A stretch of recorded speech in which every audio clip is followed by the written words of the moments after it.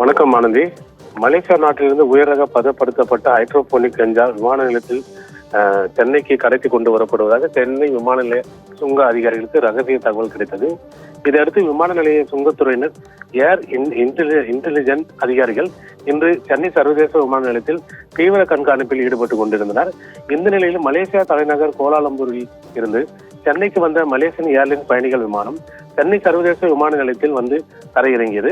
அந்த விமானத்தில் இறங்கி வந்த பயணிகளை விமான நிலைய சுங்க துறை ஏர் இன்டெலிஜென்ஸ் அதிகாரிகள் தீவிரமாக கண்காணித்துக் கொண்டு இருந்தனர். அப்போது கேரளா மாநிலத்தை சேர்ந்த சுமார் 30 வயது இளைஞர் ஒருவர் மீது மலேசியா நாட்டிற்கு சுற்றுலா பயணிகள் விசாவில் சென்று விட்டு திரும்பி வந்தது.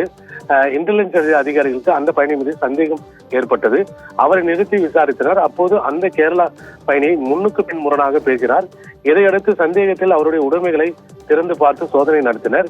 அவருடைய சூட்கேஸில் மறைத்து வைத்திருந்த 6 பார்சல்களில் உயர் ரக பதப்படுத்தப்பட்ட ஹைட்ரோபோனிக் கஞ்சா இருந்ததை கண்டுபிடித்தனர்.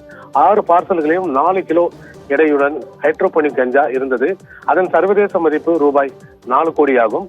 இதையடுத்து சுங்க அதிகாரிகள் கேரளா பயணியை கைது செய்தனர். அதோடு அவர் வைத்திருந்த ரூபாய் 4 கோடி மதிப்புடைய ஹைட்ரோபோனிக் கஞ்சாவும் பறிமுதல் செய்தனர்.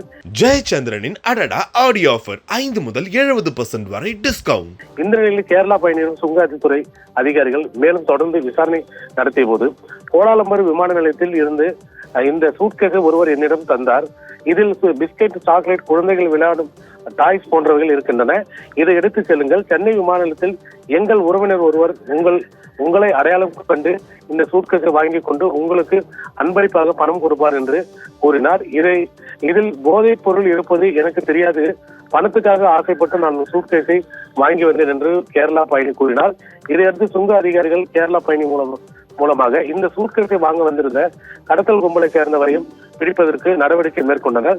ஆனால் அந்த பயணி சுங்கத்துறையினரும் சிக்கிக் கொண்டார் என்பதை அறிந்து அந்த பயணி போதை கடத்தல் கும்பலை சேர்ந்த நபர் தப்பி ஓடி தலைமறைவாகிவிட்டார். ஆனாலும் அவரை கைது செய்ய சுங்கத்துறை அதிகாரிகள் நடவடிக்கை எடுத்தனர்.